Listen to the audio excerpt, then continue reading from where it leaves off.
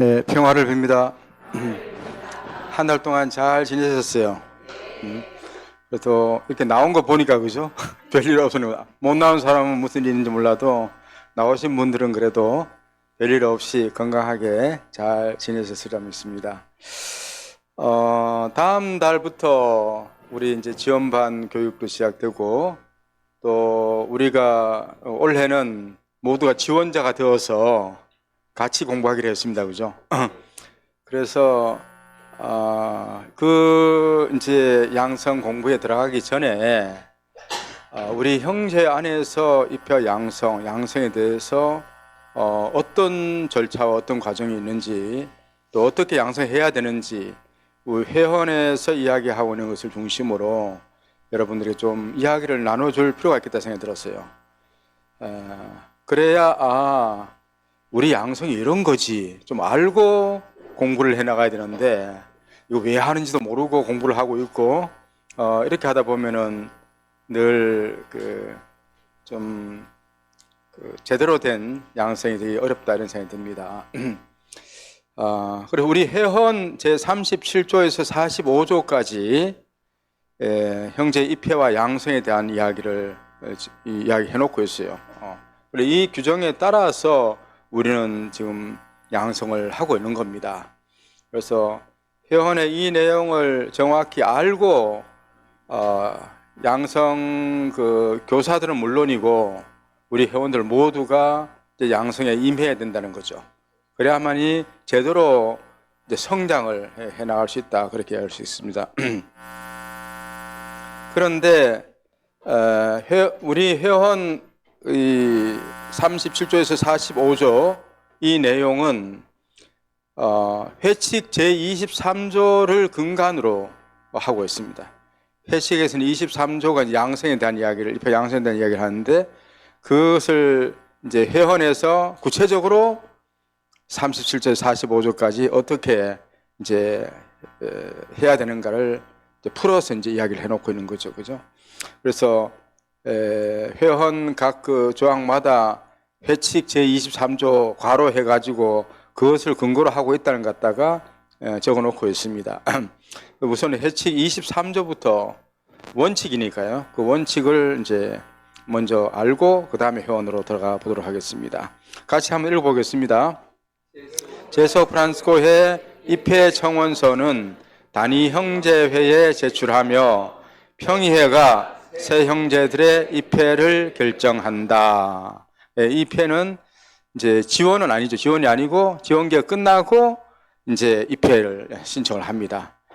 그때 이제 공식적으로 이제 단위 형제회에 제출하고 평회가 입회를 결정하게 된다는 거죠. 그 다음 절 제소 프란스코의 입적은 일정한 지원기와 적어도 1년간의 양성기를 거쳐 회칙에 대한 서약으로 이루어진다. 이 점진적인 과정에서 전체 형제회도 회원들의 삶을 통해 참여한다. 서약을 하는 연령과 고유한 프란스칸 표지는 규정으로 정한다. 서약은 그 본성상 영구적인 의무이다. 이제 입적이 어떻게 되느냐 그걸 이야기를 하고 있는데 우리 제소 프란스코회에 이제 적을 두게 되는 거죠. 입적한다는 것은 우리 호적 입적 그 집안 사람이 되듯이 그죠? 우리 제소 프란스코회에 입적하는 절차가 어떠냐? 지원기 그리고 적어도 1년간의 양성기를 거쳐서 회칙 서약, 이제 서약을 통해서 이제 입적이 된다는 겁니다. 그리고 우리 같은 경우에는 지금 우리 한국 국가에서는 지원기를 1년간 지내고 있고 양성기를 몇 년 하고 있어요? 2년 하고 있습니다. 그죠? 2년 하고 나서 첩부로 유기서약을 해요. 그죠? 유기서약 때, 처음 서약할 때 입적이 되는 겁니다. 입적은. 그래서 준회원으로 이제 유기서약이 되면 준회원으로 입적을 하게 되고 그리고 적어도 1년 후에 이제 종신서약을 통해서 정회원이 되는 거죠. 그죠? 그래서 입적되는 그래서 아직 유기서약을 하기 이전 단계까지는 입적은 안 된 상태입니다. 아직 우리 회원이 아니에요, 법적으로. 그죠? 그래서 이 과정을 이제 이야기해 놓고 있습니다. 이런 점진적인 과정, 지원기, 양성기, 서약까지 거치는 이 과정에서 전체 형제회도 회원들의 삶을 통해서 참여한다. 우리가 그들 양성기에 있는 사람들만 사는 게 아니라 우리 모든 회원들이 같이 그 양성에 동반하고 참여한다. 그 얘기를 하고 있습니다. 그리고 서약을 하는 연령과 고유한 프란스칸 표지는 규정으로 정한다. 이렇게 되어 있습니다. 서약을 하는 연령은 회원상 만 18세 이상이 되어야만이 서약을 할 수 있게 되어 있어요. 그런데 서약의 최고 나이 제한은 없어요. 몇 세, 뭐 65세 넘으면 서약을 못한다. 그런 거 없어요. 최소만 있어요. 왜냐하면 자기가 의사를 결정할 수 있는 능력이 있느냐 없느냐 문제. 그리고 성인이 되는 걸 기준으로 하고 있습니다. 그래서 만 18세 이상 미성년자는 법적으로 서약이 무효가 되는 거죠. 그래서 서약을 하려면 적어도 최소 연령 만 18세 이상이 되어야 한다 하는 것이 회원상 규정이 있고 최고 몇 세까지의 그 규정은 없습니다. 그래서 우리 이제 이걸 규정이 정하게 됐는데 우리 국가 규정에서도 이걸 정해놓은 건 없습니다. 적어도 최소 연령은 그대로 있고 가령 이제 우리 지원 연령을 갖다가 한때 뭐 만 50세로 한다 뭐 이런 것이 있었는데 이런 것이 이제 국가 규정이 아니라 그것도 뭐 세칙에 들어가고 이렇게 했었는데 이런 것도 지금은 이제 법적으로 회원상의 그 정신에 위배된다 해서 그런 것은 이제 지금 다 빠져 있어서 그래서 우리가 이제 평의에서도 이제 지원자를 모집할 때도 사실은 연령을 이야기하면 안 됩니다. 그래서 법적으로 따진다면 연령은 없고 우리 서약에 대한 판단은 이제 평의회가 나중에 하는 거죠. 같이 살아보니까 이 사람은 서약에서 우리 회원이 될 수 있다 없다를 갖다가 평의회가 그 정도의 같이 살면서 그걸 식별 못하면 안 된다는 거죠. 사실은 거죠. 그래서 나이가 많든 적든 서약에 대한 그 서약을 받아들이고 하는 것은 평의의 권한이기 때문에 평의회가 식별해서 하는 것이지 아예 나이를 제한해가지고 몇 세 이상 되면 서약 못 시킨다 하는 이런 법은 없습니다. 우리 회원의 정신도 그런 거 아니고 그런 거죠.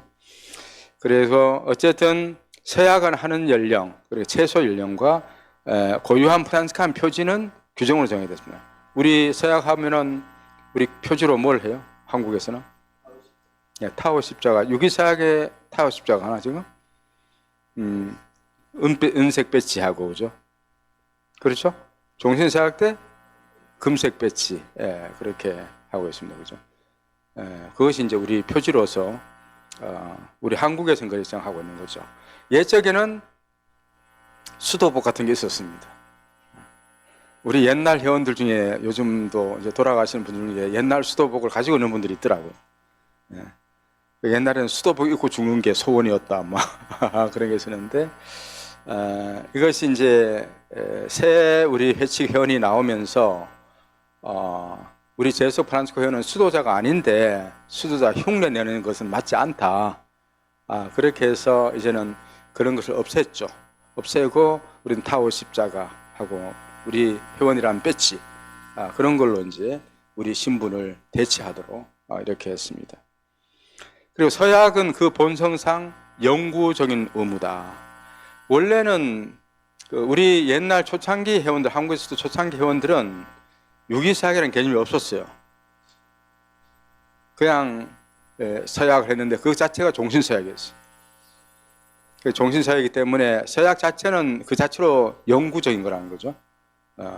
그래서 사실은 이제 종신서약을 하고 나면은 어떤 일이 있어도 퇴를 하면 안 돼요. 그거는 말하자면 결혼서약 해놓고는 이혼하는 것과 똑같아. 그죠? 그냥 종신서약을 하는 거잖아요. 그죠? 종신서약인데 하다가 내 마음에 안 든다고 누가 싸워가지고 나 안 나갈래 하고 퇴해버리고. 이거는 서약이라는 개념을 잘 모르는 거죠. 그죠? 우리가 뭐 결혼생활 하다가 싸울 일이 한두 번이겠어요. 그죠? 그렇다고 그냥 이혼을 해버려요? 그건 말이 안 되잖아요. 그죠?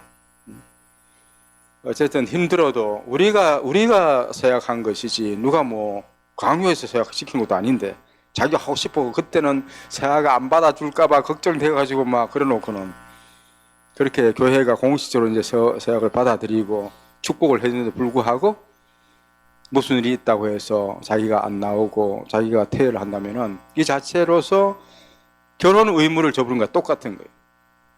이건 세례 받고 나서 다른 종교로 넘어가 버리든지 하는 거와 똑같은 거죠, 사실은. 그죠?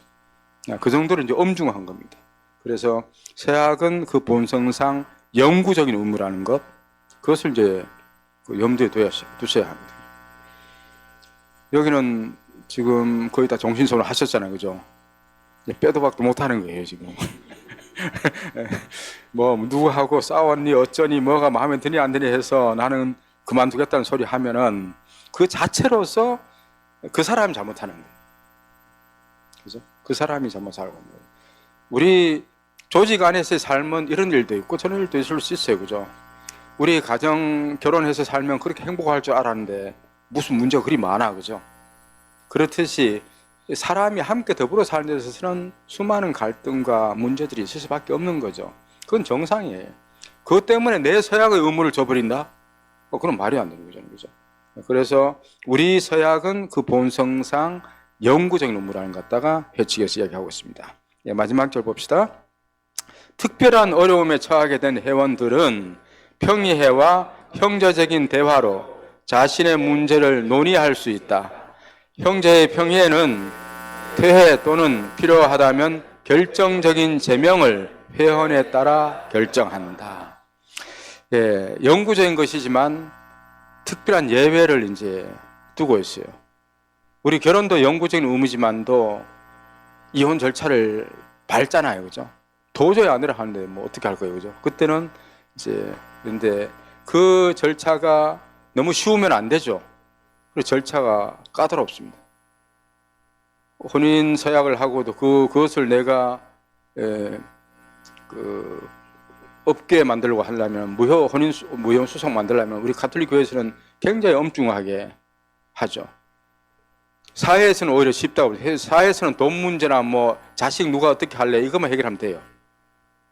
우리 교회에서는 그 자체를 인정을 안 하죠. 어떤 어려움이 있어도 하느님 앞에서 정신사역 한 것은 지켜야 한다는 것이 기본 원칙이에요. 그래서 요즘도 이제 혼인조당이라는 것을 이야기하잖아요. 그죠? 그 자기가 서약한 것을 지키지 못했으면 그것은 우리 신자로서의 자격도 없다고 이렇게 판단하고 있어요. 그런대로 엄중하게 이야기를 하고 있는 겁니다. 그죠? 그래서 그런데도 불구하고 이제 교회 법원을 통해서 이제 혼인 무효 소송을 이제 제기를 해가지고 거기서 처음부터 이 결혼할 게 아니었는데 잘못됐다. 그렇게 해서 혼인 자체가 무효였다고 판단을 내려야만이 이혼이 성립이 되게 되어 있습니다. 그 정도는 이제 엄중하게 하고 있는데 우리 형제에서는 이 종신사역 의무를 어떻게 풀 수 있느냐? 그것이 두 가지 방법인데 퇴회나 제명이라는 두 가지 있는데 우리 회원 쪽에서 내가 이런 상태는 도저히 회원 생활을 할 수 없습니다 하고 퇴회 신청을 낼 수가 있습니다. 이것이 이제 퇴회 절차고 다른 한편에서는 너무도 결격 사유가 많아, 문제가 많아. 그래서 형제에서 쫓아내는 것이 제명이에요. 두 가지 케이스로 종신사역 의무에서 이제 제외될 수가 있는 거죠. 그래서 뭐 두 번째 케이스는 우리 이제 규정에 의하면은 가령 타 종교로 개종해서 가버렸다든가 우리 신앙 자체를 잃어버렸다 하는 거죠.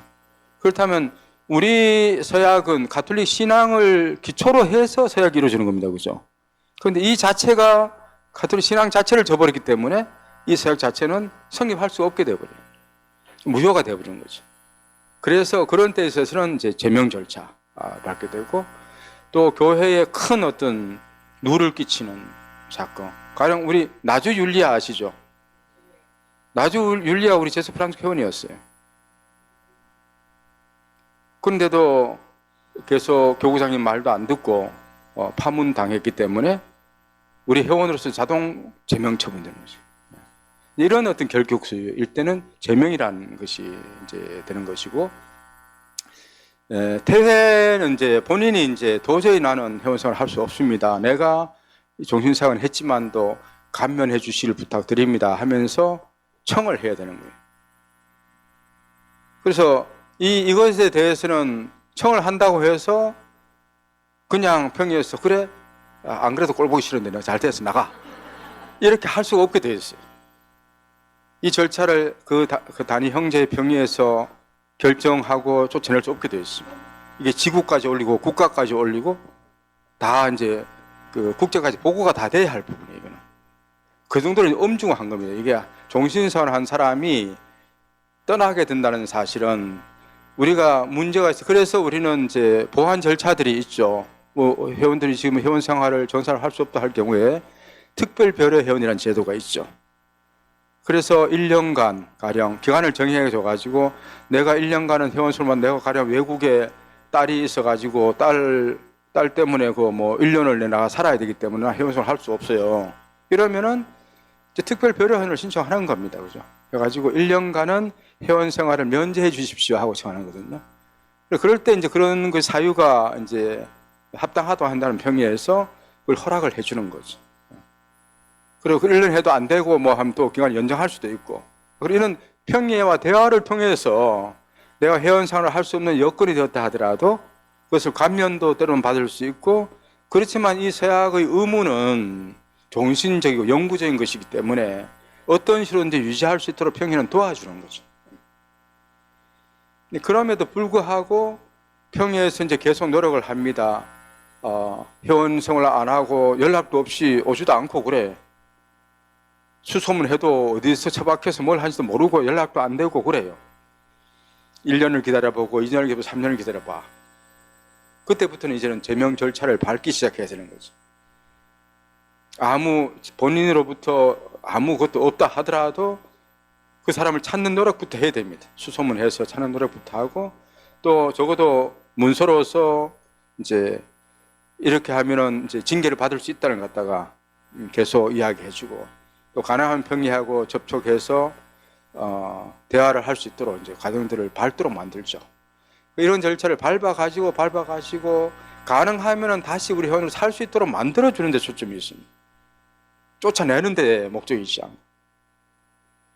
그래서 못 나가게 가능하면 못 나가게. 왜냐하면 하나님께 약속한 것이기 때문에 어려운 사정이 우리 살다 보면 있을 수도 있잖아요. 그죠? 이 세상 삶 안에서는. 그 어려운 삶을 잘 극복하고 다시 삶을 살아갈 수 있고, 그 서약의 삶에 내가 약속한 서약의 삶을 충실할 수 있도록 도와주는 절차가 제명 절차예요. 하여튼 이런 것이 이제 회칙에서부터 이야기를 하고 있다는 겁니다.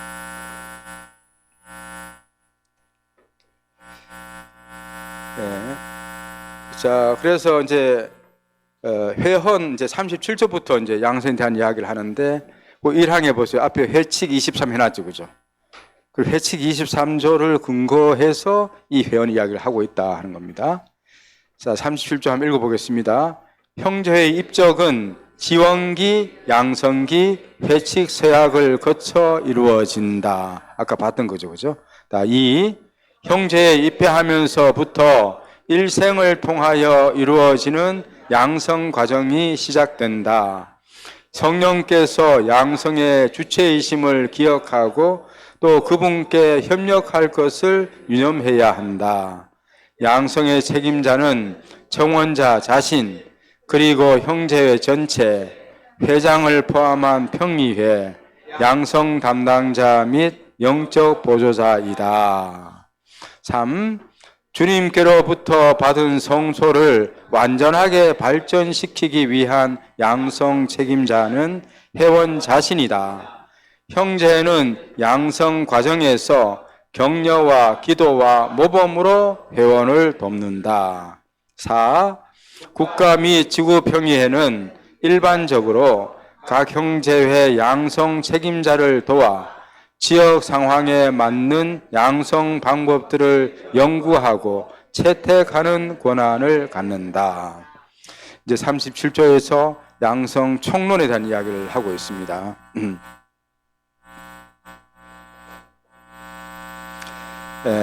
먼저 양성의 주체가 누구냐에 대한 이야기를 하고 있어요. 양성의 주체는 성령이시다 이렇게요. 이 생각을 하기에 우리 힘들 적도 든 거죠. 양성의 주체가 누구냐 하면 양성 주체요? 뭐 양성 교사가 하는 거예요?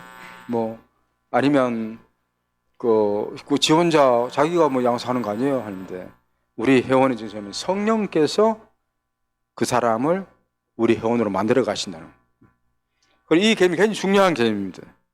이래야만이 우리는 그 사람이 우리는 도와주는 거죠. 성령께 마음을 열고 성령께서 그 사람을 이끌어 인도해 주시도록 우리는 도와주는 역할을 하는 사람들이다. 그렇게 이해가 되는 거죠. 그게 안 된다면은 우리가 가령 봉사자나 우리 양성 담당이 막 이렇게 시켜야 되고 이 시키니까 이 공부도 제대로 안 되는 것 같고 말이야 성장도 안 되는 것 같고 말이야 너 안 돼. 이런 개념이 아니라 성령께서 그 사람을 불러주셨으니까 그 사람을 이끌어 가시도록 우리는 어떻게 도와주시? 그런 이제 마인드가 생기는 거죠. 그래서 이 양성의 주체는 성령이다. 이것이 우리 회원의 정신입니다. 그래서 그분께 성령께 우리가 협력을 해야 된다. 이런 개념입니다. 그럼 양성의 책임자는 누구냐? 양성 책임자가 누구예요? 청원자 자신이 양성의 1차적인 책임자입니다. 두 번째는 형제 전체라고요. 전체 회원들이 격려와 기도와 모범으로 양성에 협조해야 됩니다. 그리고 지원자가 들어오면 양성 담당자가 알아서 하겠지 그게 아니고 우리 회원들이 아까 봉사님 이야기했죠, 그죠? 우리 회원들이 삶과 모범으로 우리 삶을 어떻게 보여주고 또 격려해주면서 그래 아유 어려운 것도 이야기해주고 격려해주면서 그래도 우리 할 수 있어 같이 해보자 하면서 이렇게 도와주면서 함께 가야 하려는 거죠. 그래서 형제 전체가 두 번째 양성 책임자는 거예요. 그 다음 세 번째는 회장과 평회입니다. 회장과 평회가 그 다음 책임자고 그 다음으로 양성 담당자고 꼬바리가 영적 보호자입니다. 영적 보호자는 양성에서 제일 책임이 없는 사람이에요. 확실히 아셔야 됩니다. 확실히 아셔야 돼요. 예. 그래서 저에게 영보가 시원찮아 가지고 또 그래 사실 이제 그런 생각하기 쉽잖아요. 우리 형제들 보면은 그런 이야기들 많이 해요. 우리는 영보가 말이야 맨날 저렇고 왜 좋은 영보 안 말해주고 이런 이야기를 많이 합니다. 영보는 사실은 여러분들에게 가장 작은 역할을 해주는 사람인 거예요, 사실은. 그런데 우리 한국의 제수교 프란스교회는 영보에 대한 의존도가 너무 높아요. 맞죠? 지나칠 정도로 높아요. 자체적으로 다 하고 이것만 좀 도와주세요. 안 도와줘도 그만이고 없어도 우리끼리 돌아가야 되는 거예요, 사실은. 지금 미국 같은 데는요, 우리 미국에도 제수 형제들이 많이 있어요. 미국 형제들도 많이 있는데 거기도 한인 형제들도 이제 좀 있는데 우리 일회 쪽에서 영적 보호자를 보내줄 수가 없어요, 다. 우리 한국만큼 영적 보호자 많은 데가 없습니다. 전 세계적으로. 그죠? 국제 보면 그렇죠. 우리만큼 영적 보호자 많은 데가 없습니다. 이웃 일본, 대만 이런 데 가면요, 책임자 전체 지금 국가 영보처럼 하나 있고 기껏해야 지구 영보 정도 있을까? 그 정도지요. 우리처럼 수십 명이 이렇게 영적 보호자로 봉사하지 않습니다. 우리는 그래도 사람이 있고 나라가 그래도 조만하니까 도와줄 여건이 되니까 하는 건데 미국 같은 그 큰 나라에서 영적 보호자를 보내줄 수가 없어요. 숫자도 없고. 그래서 우리 제속 형제 회원들 중에서 영적 보호자가 나와요. 여러분들 중에서 영적 보호자가 나오는 겁니다.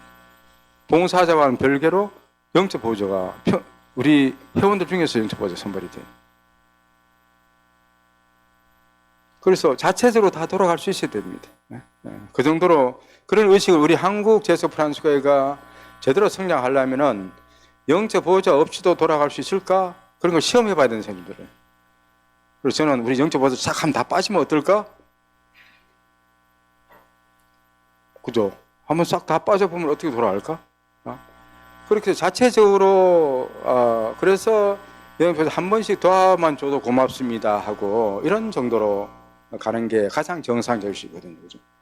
하여튼, 우리 양성의 책임자는 청원자, 그 사람이 내가 불림받아서 왔고, 누가 뭐 여기 형제 보니까 뭐 꼬라지가 뭐 내가 보니 별거 아니더라, 이것도 문제가 아니고, 뭐 회장과 평회가 뭐 괜히 뭐 별것 아닌 사람들 같고 뭐 그렇더라, 이것도 문제가 안 되지 않고, 양성 담당자나 영적 보호자가 시원찮아서 나는 여기서 양성 못 받겠다 이렇게 할 수 없는 겁니다. 그 사람이, 청원자 자신이 양성의 일차적인 책임자라는 거죠.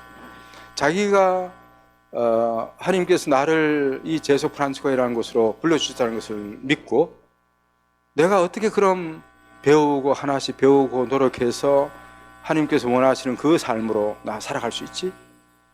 끊임없이 고민하고 공부하고 해야 되고, 우리 회원들은 옆에서 그렇게 하나님께서 불러주셔서 왔으니까 조금씩 어떻게 도와줄까? 도와주는 역할만 하는 것밖에 할 수가 없습니다. 그래서 양성의 1차적인 책임자는 청원 자신이라는 것 굉장히 중요하고, 양성이 제일 책임 없는 사람은 누구? 영적 보호자다. 그렇게 말하면 됩니다.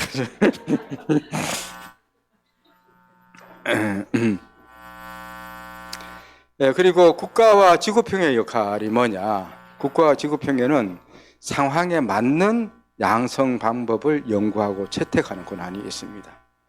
그래서 우리도 지구 차원에서 뭐 양성 담당자 모임도 있고 국가 차원에서도 있는데 저는 이제 조금 아쉬운 게 그래요. 사실 우리 형제마다 양성 교사가 원활하지 않습니다. 그죠? 각 반별 양성을 다 할 정도로 우리가 자원도 많지 않고, 그렇습니다. 그래서 저는 전에부터 늘 좀 강조한 것이, 우리 지구 형제가 존재하는 이유가 뭐냐? 우리 지구 봉사자님 어디 계셔? 지구 형제가 존재하는 이유가 뭐냐? 아니, 뭐 전에 지구 없어도 국가하고 다른 형제 그냥 해도 문제 없었어. 그럼 지구가 왜 있어야 돼? 괜히 옥상 오기야, 어떻게 보면. 그죠? 있어야 될 이유가 뭐냐? 이유는 국가가 모든 형제들을 다 잘 돌봐줄 수가 없잖아요. 그런 게 지구라는 건데, 지구가 회원들을, 그 지구 내의 회원들을 좀 잘 도와주라고. 국가가 혼자 다 할 수는 없으니까. 그래서 이제 지구로 나눠준 거예요, 말하자면. 그럼 지구에서 뭘 도와줘야 돼? 제가 볼 때는 제일 도와줘야 할 부분이 뭐냐 하면은 행정 부분하고 양성 부분을 도와줘야 된다 생각해요. 단위 형제가 행정하고 양성까지 다 책임질 수가 없어, 실제로는. 그래서 행정에 있어서도 가령 뭐 서기 역할 하는 것, 서기 회계 이런 것이, 나는 우리 형제의 서기 회계가 왜 이리 어렵나는 생각이 많이 들어요. 사실 뭐 월 회비 받아 몇 푼 안 되는 거 가지고도 회계도 얼마나 복잡한지 그렇고, 서기도 할 일이 뭐 한두 가지가 아니야. 뭐 인트라넷까지 해야 되고, 뭐 모든 거 해서 뭐 소식지 만들어야 돼, 뭐 보고하라면 보고해야 돼, 뭐 꼭 그 주민센터 동사무소 서기 정도는 돼야 할 정도, 그런 일을 하고 있는 거예요, 우리 형제 단위. 그리고 당장에 지금 우리 연령도 다 높아지고 있는데, 아니 젊은 직장인 정도면은 그래도 그런 일들을 뭐 사무직을 했으면 좀 할 수 있다 생각하는데, 대부분 그런 거 할 수가 없잖아요. 없는데 그런 식으로 일을 하게 만드는 거예요, 지금. 지구 사무실이 있는 이유가, 나는 거기에 직원을, 그런 행정 전문 일을 할 수 있는 사람을 둬가지고, 단위 형제에서는 기본 자료만 인터넷에 올려주면 그 지구 사무실에 다 해결 다 해야 돼요, 행정은. 월급 주고 그런 사람을 일을 시켜야 되는 거예요, 그렇게 해서. 그런 역할을 하게 만들어야 되는 거예요. 그래야 단위 형제가 숨통을 튀죠. 그죠? 행정 신경 안 쓰고 우리 회원들이 영적으로 잘 살아갈 수 있도록 어떻게 도와줄까? 여기만 신경 쓸 수 있는 거예요. 그러면 총회 때마다 평년 선출할 때 나 못하겠습니다 소리 안 해. 그죠? 그렇지 않겠어요? 그런 일 안 하면은 그냥 같이 모여서 우리 이야기 나누고 회원들에게 어떤 도움 돼줄까? 이런 것만 고민한다면 누구나 할 수 있어요. 그죠? 근데 그런 소리를 하라 하니까 내가 그런 거 어떻게, 나 컴퓨터 못해. 핸드폰도 잘 못하는데 말이야. 그런 것까지 하라고 한다고 뭐. 이렇다잖아요. 그죠? 그리고 우리 형제 안에서도 애꿎은 조금 젊은 사람들은 무조건 이제 평균을 하라고 하는 거야, 다. 아니, 젊은 사람 정신선을 가사자마자 평균 다 시켜 먹으려고 막 그냥 눈을 부리고만. 왜냐면 나이 든 사람들이 할 수가 없는 거예요, 그 일을. 하고 싶어. 내가 봉사하기 싫어서가 아니야. 그래서 그걸 지구에서 행정 문제를 해결해 줘야 된다는 거고, 또 하나는 양성 문제를 해결해야 된다. 우리 지구 내에 있는 회원들 중에서 양성 교사 능력 있는 사람 많이 있어요. 그 사람들 지구에서 양성 교사로 만들어야 돼요. 그래서 각 형제 원래 때마다 나가게 해줘야 되는 거예요. 그렇게 하면은 그 사람이 지구 내에 이제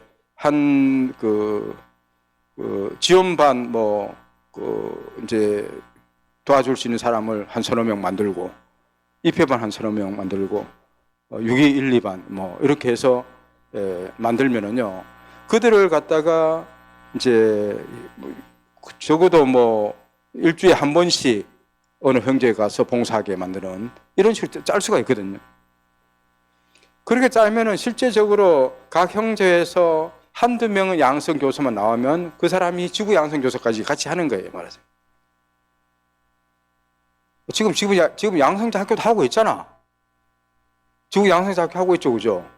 왜 해? 그런 거나 해야지. 거기서 보고 좀 유능한 사람들을 지구 양성 교사로 뽑아야 돼요. 그리고 그들을 파견해야 돼, 각 형제에.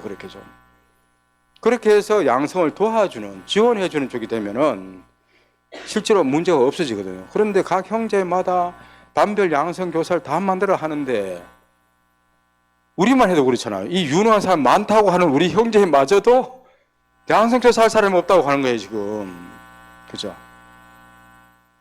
이런 문제들이 있거든요. 그래서 어쨌든, 왜 이렇게 말이 길어질지. 국가와 지구가 해야 할 역할이 뭐냐. 이런 행정과 양성을, 그런 걸 갖다가 다 가지고 가고, 회원들은 진짜 단위 형제에서는 회원들의 형제애와 양성, 진짜 회원들을 영적으로 성장시키는 데 도움되는 그 고민만 평민들이 하게 만들면은 형제 잘 돌아갑니다, 다. 그런데 실제로 그 역할을 안 하고 권위적인 역할만 자꾸 하려고 해요, 지구나 국가가. 자꾸 명령해. 이거 단위 형제, 국가에서 시키고, 지구에서 또 이거 하라고. 맨날 그런 요구만 해요. 어떻게 단위를 도와줄까를 생각하는 쪽보다도. 내가 너무 심하게 이야기 같은데, 어쨌든 단위에서 지구로 지금 20%? 얼마나요? 우리 의무감 20%? 30%?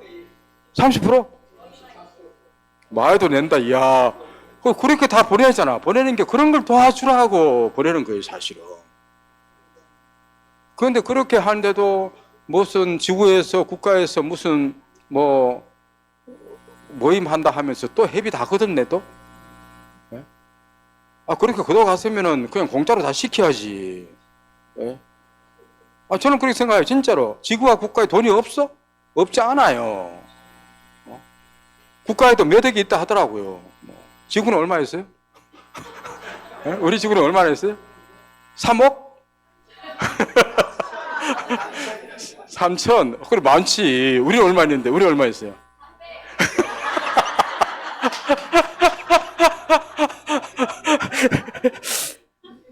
예. 하여튼,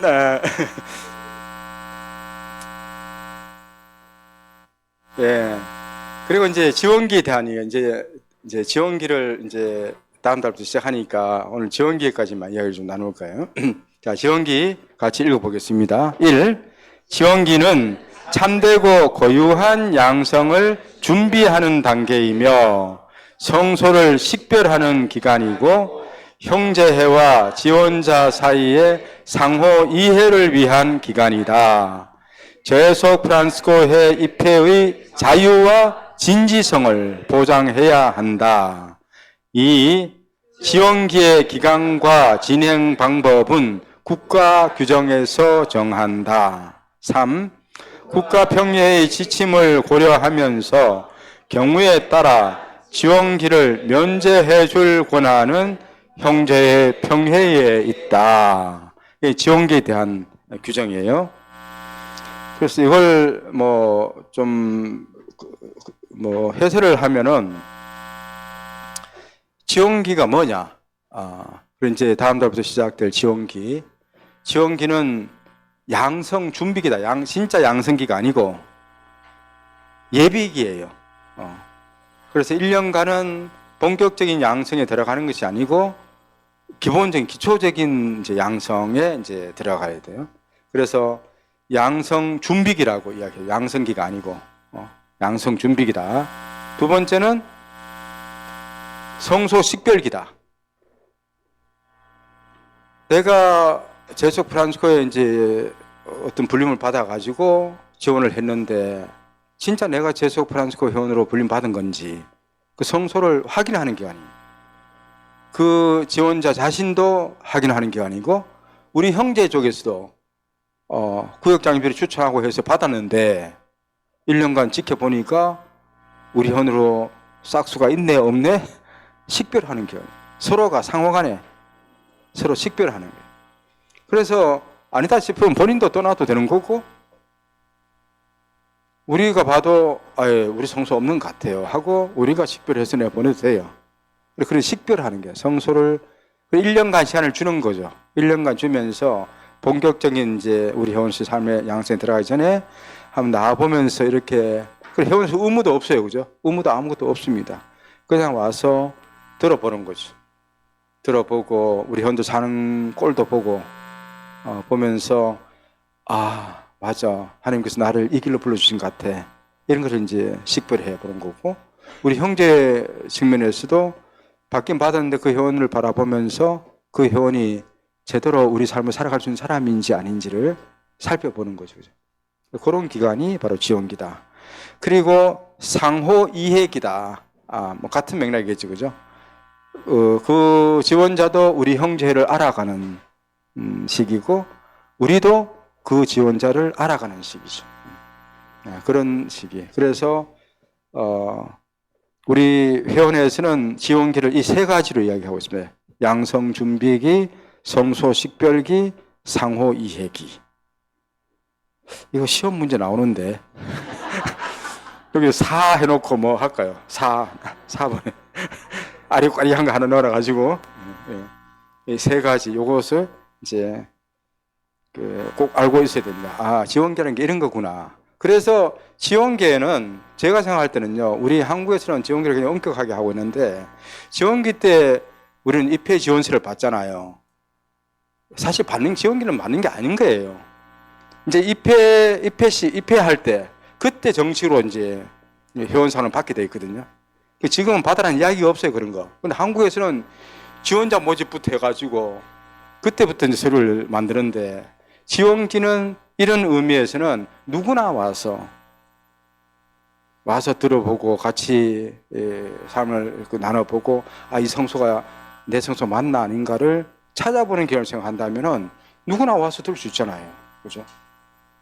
그런 시간이 돼야 되는데 왜 이렇게 됐나 그때도 뭐 이야기를 나누다 보니까 우리 한국 사람들은 이제 시작할 때부터 이런 거 안 해놓으면은 안 된대. 안 된대. 왜냐하면은 1년 후에 이제 한다 하면은 누구는 받아주고 왜 누구는 안 받아주냐고 그거 따진다는 거야, 막 이제. 그래, 처음 시작부터. 그 사실은 우리가 이제 그게 그러다 보니 무리가 따르는 게 사람을 같이 살아보지도 않고 어떻게 알아, 그죠? 1년간 그래도 같이 살아보니까 저 사람은 도저히 아닌 것 같아 이런 이야기도 할 수 있는 건데 살아보지도 않고 그냥 예? 무조건 나이, 젊어. 학교 어디 나온 것 같았어. 뭐 본다에서 무슨 일 했어? 이런 것만 딱 보고는 됐네, 안 됐네. 어떻게 살아보지 않고 판단할 수 있어요, 그죠? 그래서 지원기는 원래 그런 의미가 아니다. 1년간 같이 살아보면서, 그 사람이 정말, 나이는 좀 많아 보이는데도 실제로 살아보니까 정말 이렇게 좋은 사람이네. 우리 프란치스칸 정신으로 참 잘 살아갈 수 있는 사람이네. 이런 사람이 있는가 하면은, 야, 서로 봤을 때는 본당에 5만 일 다 해봤고, 막 인류 대학 나왔고, 직장도 좋은 데 잡아봤고, 이렇게, 야, 최고 같은 사람이야. 근데 막상 1년 살아보니까 지만 안 해. 이런 사람도 있을 수 있는 거예요. 그죠? 그런 사람 우리 형제 삶에 맞지 않아, 사실은. 그냥 그렇게 열심히 잘 살면 돼. 억지로 우리 형제 회원이 되어야 될 사람은 아닌 거예요. 그죠? 그런 것을 서로 심사가 아니라 같이 우리가 1년 살아보면서 함께 판단할 수 있는 것이 우리 회원에서의 지원기 정신이다. 그만큼 좀 알고 갔으면 좋겠어요. 그죠? 정신은 그런 거다는 거죠.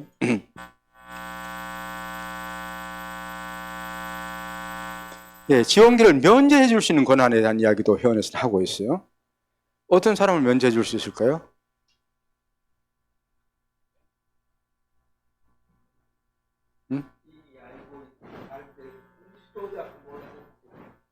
수도 부모라고 안다는 뭘 어려워요.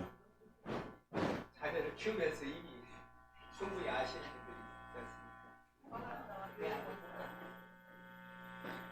기본적으로는 이제 이런 이야기를 할 수 있겠죠. 법적으로는 이제 그 지원기를 면제 대상에 완전히 속해 있는 사람 유프라 출신은 이제 지원기 면제됩니다.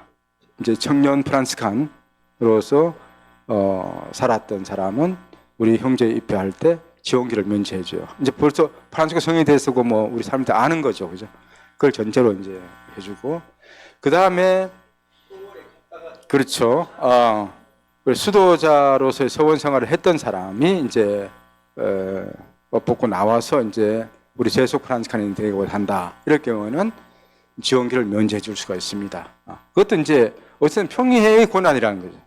평의회가 심사를 해가지고 이런 사람이 그 지원기를 면제해 주자.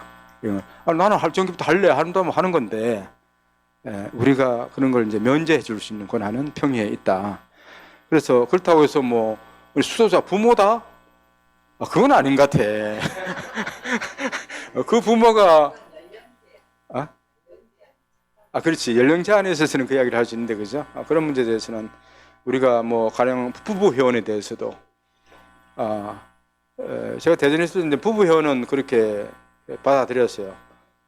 한 사람 이제 회원인데 부부가 이제 회원이 된다 한다면은 이제 적어도 나이와 상관없이 이제 좀 받아주는 그런 특혜랄까?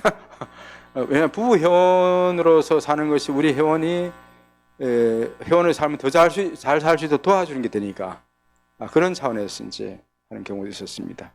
그리고 이제 성직자, 수도자의 부모 같은 경우도 그런 분들이 우리 형제에 입회하게 되면 나이의 문제가 아니라 조금 더 나이 들었다 하더라도 그들의 자제들을 통해서 우리에게 힘이 돼줄 수 있는 이런 부분들이 있기 때문에 지원자로 받아들일 수 있는 특히 그렇지만 평의회가 사실 심사를 해야 되죠. 해서 그렇게 해줄 수 있는 사람인지 아닌지를 식별은 늘 해야 됩니다. 하여튼 이 지원계에 대해서는 이제 이런 이야기를 하고 있습니다. 그러면서 입회 청원까지 하는데 39조에서는 청원에 대한 이야기를 합니다. 이 지원기를 마치고 자, 요거 39조만 읽어보겠습니다. 형제 입회 청원서는 청원자가 단위 또는 속인 형제회 회장에게 형식을 갖춰 가능하다면 서면으로 제출해야 된다. 자, 이제 이때부터 서면 제출 이야기 나옵니다. 지원계는 그런 거 없어요. 그래서 입회 청원서를 이제 이야기하고 있는 거죠. 공식적으로. 입회 조건은 다음과 같다. 가톨릭 신앙을 고백할 것, 교회와의 친교 가운데 살 것, 윤리적 품행이 방정할 것, 성소의 분명한 표지를 보여줄 것. 나이는 없습니다. 그죠? 나이 없어요. 이 네 가지가 입회 조건, 심사 대상이 요거 네 가지예요. 나이가 어디고 학교가 어디고 뭐 이런 거 없습니다. 이런 예? 최소 그건 18세 그 서약 연령이 있으니까 서약이 18세 이상 돼야 되는 거죠. 우리 가톨릭 신앙을 고백한다는 이야기 뭐겠어요? 그렇죠. 세례를 받은 신자야 된다는 거죠. 이제 나중에 서약을 하게 되려면 이제 견진까지 이제 해야 되죠. 교회의 친교 가운데 살 것. 이건 무슨 말이에요? 본당 잘 안 나가. 본당 신부가 싸워가지고 본당 잘 안 나가. 냉담 비슷하게 살고 있어. 이런 사람은 입회 우리는 교회의 사람으로 살아가는 거기 때문에 교회와의 친교를 하지만 교회와 적대시하면서 살아가는 사람을 우리 회원으로 봐줄 수 없는 겁니다. 그래서 교회의 친교 가운데 살아갈 것. 가끔은 우리 회원들 중에서 본당에 안 나간 사람들이 있어요. 그래 자기 본당에 안 가고 딴 데 가고 뭐 사연은 있겠지만 그 자체 우리 프란스칸 정신은 그런 거 아니잖아요, 그죠? 본당 신부가 아무리 개판 일보 직전을 하더라도 우리는 그 본당 신부 순명하면서 살아야 되는 것이 우리 프란스칸 자세입니다. 하여튼 교회 친교만 살 것, 윤리적 품행이 방정 맞을 것. 하여튼 그 윤리적으로 이제 문제가 있는 사람이 있을 수 있죠, 그죠? 그런 경우에 있어서는 이제 우리가 입회를 보류시킬 필요가 있죠. 성소의 분명한 표지를 보여줄 것. 이건 어떻게 이야기할 수 있을까요? 성소의 분명한 표지를 어떻게 보여줄 수 있을까?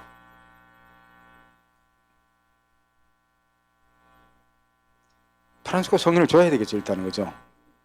프란시스코 성인이 좋아. 그리고 교회의 그런 봉사자로 살고 싶어 하는 마음.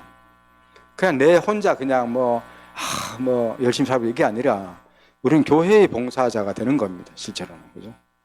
교회 봉사자 살고 싶어 하고, 그리고 가난하고 겸손하고 자금 뭐 이런 것을 좋아하고, 막 조만 덩어리고 이런 사람 받으면 안 되지, 그죠? 그래서 이런 우리 성소의 표지를 보는 건 프란스칸 성소의 표지를 보는 거죠. 그래서 프란시스코 성인처럼 이렇게 복음을 살고 싶어하는 이런 마음이 강하냐? 그것이 있어야만 이 삶을 시작하는 것이지. 이것도 없는데, 나는 그렇게 살고 싶은 마음은 1도 없는데 그렇게 시작해서 할 수는 없는 거잖아요, 그렇죠? 형제의 평의회는 이 청원에 대해 함께 결정을 내려 청원자에게는 공식적인 답변을 주고 형제회는 보고를 할 것이다. 이게 공식 절차예요, 이게. 그죠? 이렇게 이제 청원을 합니다. 그 지원기를 마치면서 그 사람이 입회 청원서를 이제 제출을 하죠. 양성 교사를 통해서, 그죠? 제출을 하게 되면은 평의회가 이것을 통해서 결정을 내립니다. 그리고 공식적으로 그 청원자에게 서면 통보를 해줘야 돼요. 이렇게 입회 청원이 허가되었습니다. 그래서 입회식은 언제 있고 양성은 언제부터 시작됩니다 하고 공식으로 알려줘야 돼요. 그리고 우리 전체 회원들에게는 원래 때 공지를 해줘야 되는 거죠. 우리 지원자 중에서 누구가 이렇게 이제 입회가 허락되었습니다. 오시면 환영해 주시기 바랍니다 하고 회원들에게 공식적으로 이제 알려줘야 되는 거죠. 이러면서 정식으로 이제 우리 회원의 삶을 시작하게 되는 그런 절차를 받게 되는 거죠. 그래서 입회 예절까지 합니다. 그죠? 입회 예식은 예절사에 따라 거행한다. 입회 행적은 형제회 공문서 함에 기록 보존할 것이다. 입회 절차부터 이제 해서 이런 공문서, 우리 문서에 다 서기가 다 기록되게 되는, 우리 문서에 회원 명부에 다 기록되게 되는 거죠. 그래야 이제 나중에 하다가 끝난다 하더라도 중간에 그만뒀다가 몇 년 후에 다른 데 가서 형제를 다시 시작할 수도 있습니다. 또 그럴 경우에 우리 형제의 이력이 넘어갈 수 있는 거죠. 그런 이제 실체이기 때문에 그럴 경우에 있어서는 이제 이때부터 이게 기록이 되면은 입회를 언제 했고 이렇게 쓰면은 이 근거가 있으면은 그 사람이 뭐 다른 나라 가서 살게 되면서 다른 데 가서 다시 종신생활 아직 안 했었고 다시 시작하고 싶은 이게 있을 때면 이게 근거스러워 되는 거잖아요, 그죠? 그럴 땐 지원기가 면제될 수도 있고, 뭐 이제 정원 양성기도 기본 면제를 해주면서 그럼 평의에서 심사하는 데 도움 되죠. 그렇게 해서 그러면 1년만 준비를 해서 유기 사역을 하면 되겠다. 뭐 이런 결정들을 하는데, 이때부터 이제 공식적인 이 사람에 대한 이력이, 우리 형제 안에서 이력이 남게 되는 거예요. 예, 오늘 여기까지만 이제 지원기에서 입학까지 어떻게 되는지 이런 과정만 이렇게 좀 말씀드리고, 기본적으로 이제 양성 내용이나 이런 것에 대해서는 다음에 이제 3월부터 이제 양성 교육 시작하니까 그때 이제 하나씩 또 추가로 말씀드리도록 하겠습니다. 혹시 질문이 있어요? 네.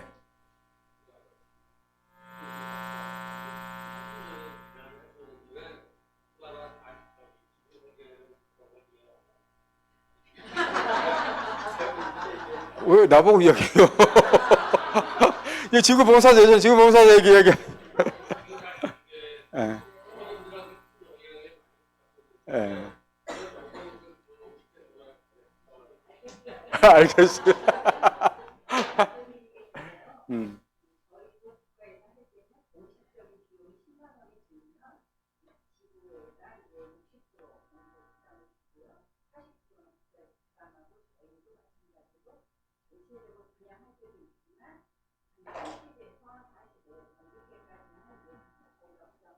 음.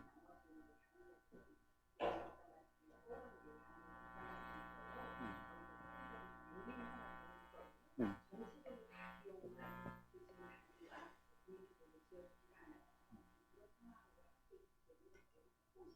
음.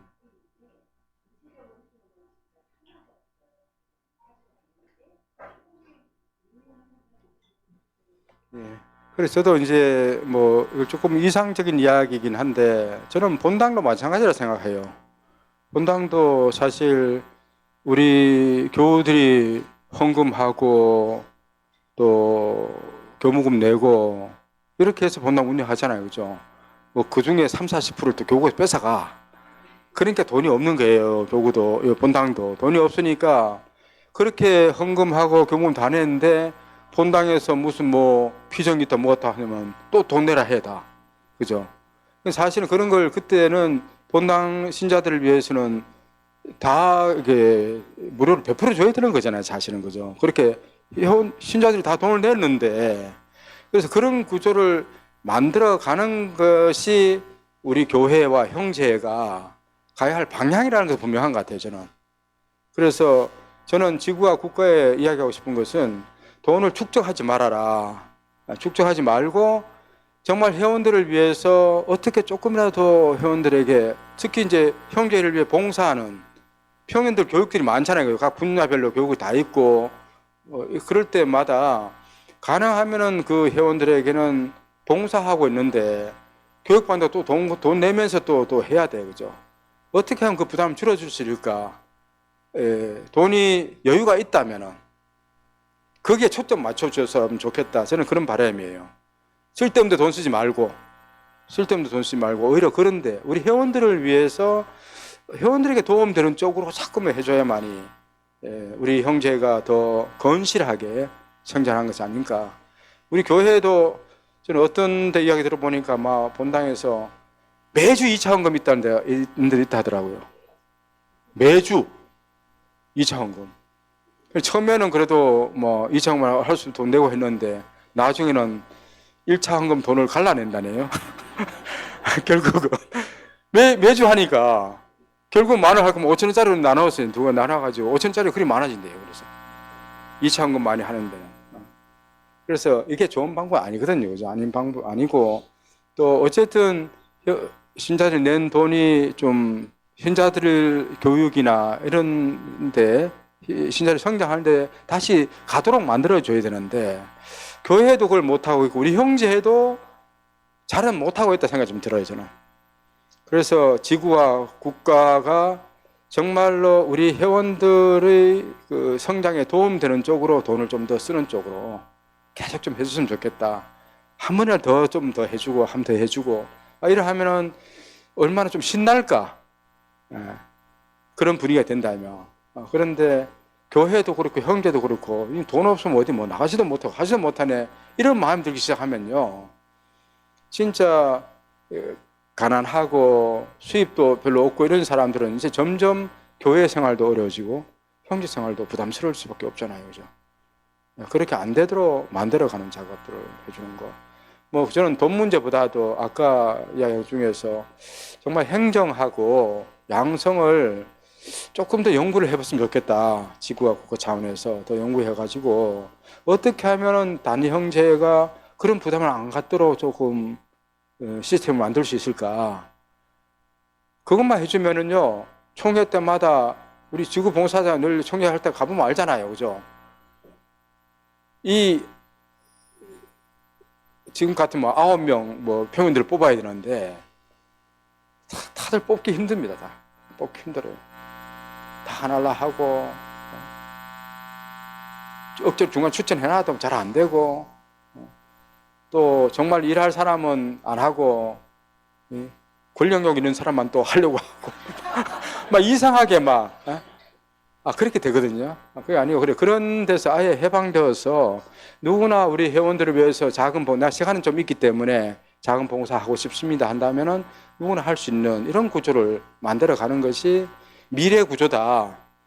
왜냐하면 점점 우리 고령화되어 가고 있잖아요. 그럼 이제 그런 일을 못해. 그럼 단위 형제 맞아도 직원을 써야 할 판이야. 그죠? 그런 걸 그렇게 일을 해야 된다면은. 근데 지구 형제가 존재해야 될 이유가 우리가 돈을 보내면서 그런 역할을 좀 해주십시오 하고 하는 건데 그런 것은 안 하면서 자꾸만 부담만 더 크게 만들어지는 것은 바람직하지 않다. 그래서 우리 형제의 미래를 위해서도 저는 지구 형제가 그런 쪽으로 좀 더 노력을 했으면 좋겠다. 그런 바람을 가져봅니다. 우리 지구 봉사자가 계시니까 더 강조해서. 예, 영광이 성부와 성자와 성령께 처음과 같이 이제와 항상 영원히 아멘. 성부와 성자와 성령의 이름으로 아멘. 수고하셨습니다.